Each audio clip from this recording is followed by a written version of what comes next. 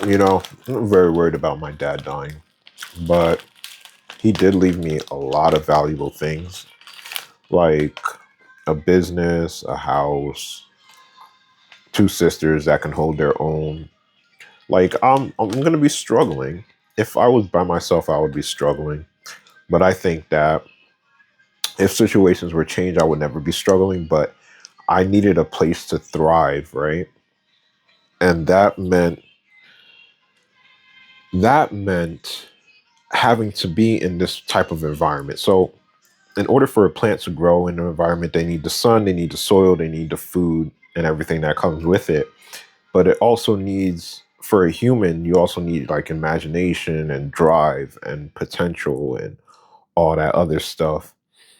And my potential was the greatest when I have absolutely nothing to worry about except for myself. And this world doesn't provide that yet. And I'm looking to provide that for the world, to be like, listen, I don't think that you should work for a house. I think that a house is a human right.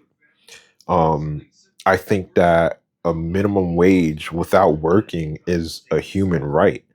I think that there are a lot of human rights that we're overlooking. And I talked about this before, where it's like, I believe that, um, oh, I lost my train of thought. It was something about, um, crap, whatever.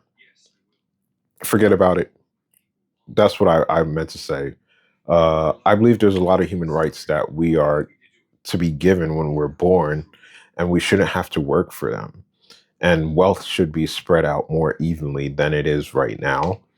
Because if we have one person just thinking of everything for us, how are we supposed to think for ourselves? And I feel like a lot of the times we're not even thinking of ourselves.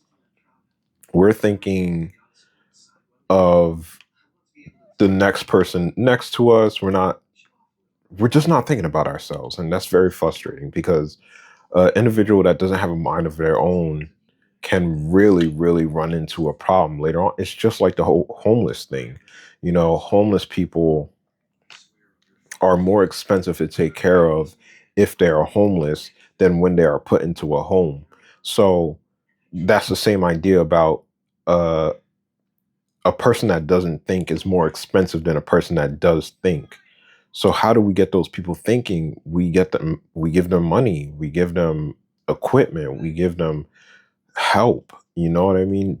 It's just not working. But overall, I'm not really worried about the future.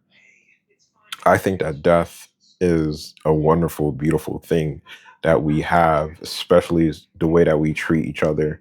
We treat each other terribly.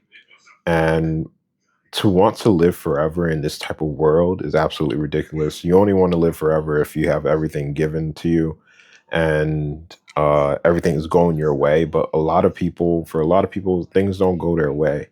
And we need to start realizing that and start making other things a priority.